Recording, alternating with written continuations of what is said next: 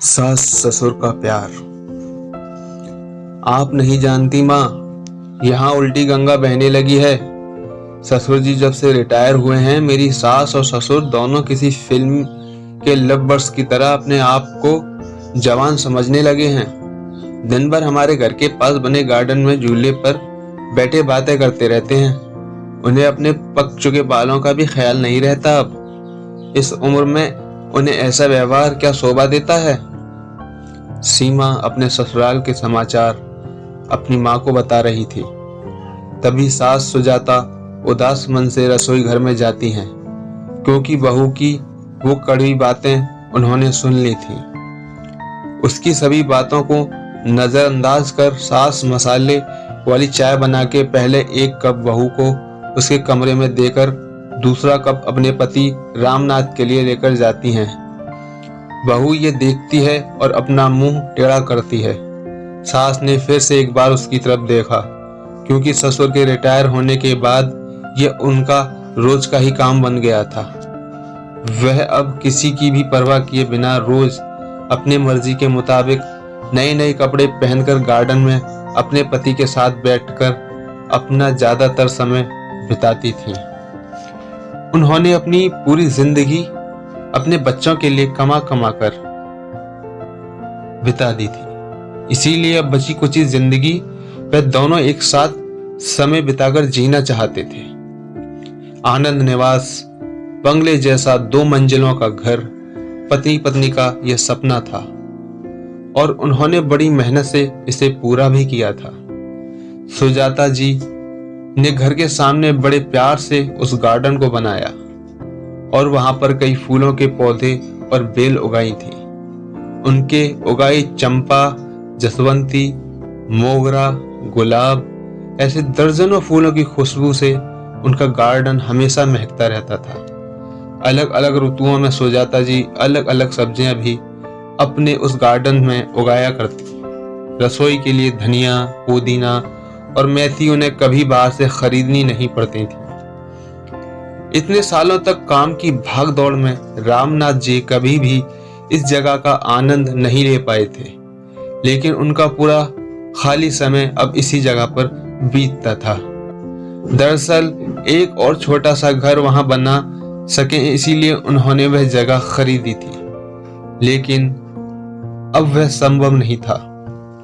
सुजाता जी को अपने बनाए उस गार्डन में एक झूला चाहिए था, जो उन्होंने ला कर दिया था, और अब वही झूला उनको एक दूसरे के साथ ज्यादा से ज्यादा सुख में समय बिताने का जरिया बन गया था।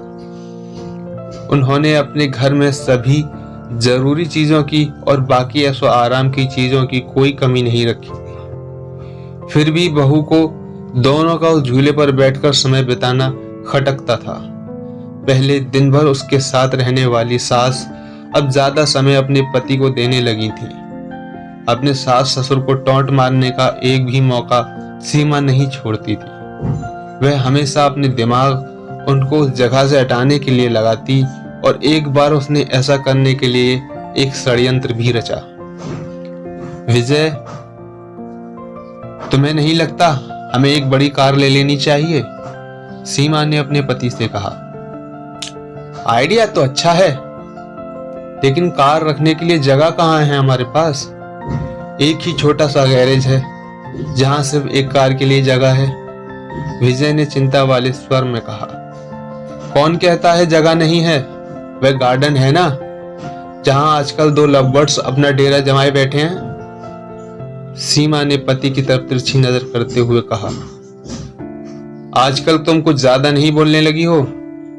विजय ने अपनी पत्नी को फटकार लगाते हुए कहा। लेकिन सच तो यह था कि उसने भी इस बारे में अपने पिता से बात करने का मन बना लिया था।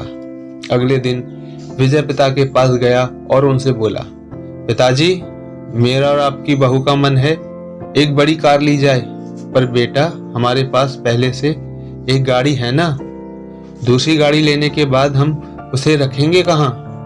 रामनाथ जी ने कहा। पिताजी, इसी गार्डन में एक नया गैरेज बनाने की सोच रहा हूँ। सीमा को इस गार्डन की कोई पड़ी नहीं है, और माँ भी भला अब और कितने दिनों तक गार्डन का ख्याल रखेगी। इसीलिए अच्छा होगा कि सभी पेड़ पौधों को तोड़कर यहाँ गैरेज बना लिया जाए। विजय ने अपने विचार बताए। दूर खड़ी सुजाता जी का यह सुनकर जैसे दिल ही बैठ गया। रामनाथ जी अपना गुस्सा दबाते हुए बोले, मुझे तुम्हारी माँ से पूछना पड़ेगा, मुझे थोड़ा वक्त दो। क्या पिताजी, इसमें क्या मम्मी से पूछना? आप दोनों तो किसी का विचार करते ही नहीं हैं। दिन भर झूले पर बैठे रहते हैं, बिना 4 लोगों के बारे में सोचे। अब सीमा घर में है, छोटे बच्चे भी हैं घर में, और आने जाने वाले लोग भी तो आपको कैसे देखते हैं। आप किसी का विचार नहीं करते? विजय थोड़ा चिढ़ते हुए ही बोला। अंदर से सीमा की बड़बड़ भी चालू ही थी। रामनाथ कुछ नहीं बोल पाए। उस दिन बेटे और बहू ने बाहर से अच्छा खाना मंगवाया था, लेकिन सुजाता और रामनाथ जी के गले से निवाला उतरे ना, ऐसा हो गया था। उस पूरी रात दोनों ही जागते रहे थे। लेकिन सुबह सुबह कुछ विचार आने से रामनाथ जी के चेहरे पर मुस्कान आ गई थी। रामनाथ जी खुद रसोई घर में जाकर चाय बनाकर लाए थे, लेकिन सुजाता जी इतनी निराश थी कि वह आज बगीचे में किसी भी पेड़ पौधे को पानी तक डालने नहीं गई थी। पूरा दिन तो बड़ा ही नॉर्मल तरीके से गुजरा था, लेकिन शाम को विजय की आंखें फटी की फटी रह गईं। जब उसने घर के आगे घर भाड़े से देना है का बोर्ड पड़ा था, विजय ने रामनाथ जी से कहा, पापा, माना कि हमारा घर बड़ा है, लेकिन इसका यह मतलब थोड़ी है कि हम उसे भाड़े पे दे दें। बेटा, अगले महीने मेरे साथ काम करने वाले वर्मा जी रिटायर हो रहे हैं और वही अब इस घर में भाड़े पे रहेंगे, रामनाथ जी ने कहा। लेकिन वह रहेंगे कहाँ? विजय ने अपनी शंका भरा सवाल पूछा। घर के उस हिस्से में जहां तुम रहते हो, रामनाथ जी ने कड़क आवाज में कहा। और पापा, हम कहाँ रहेंगे? नरम पड़ती आवाज में विजय ने पूछा। बेटा, मैं मानता हूँ कि मैंने तुम्हें इस लायक तो बनाया है कि तुम अपने पैरों पर खुद खड़े हो सको, इसीलिए तुम्हारे पास 1 महीना है। तुम अपने लिए नया फ्लैट ढूंढ लो या कंपनी के फ्लैट में रहने चले जाओ। वहां तुम्हें तुम्हारी उम्र के लोगों का साथ मिल जाएगा और इस घर में हमें हमारी उम्र के लोगों का साथ मिल जाएगा। तुम भी सुखी और हम भी सुखी।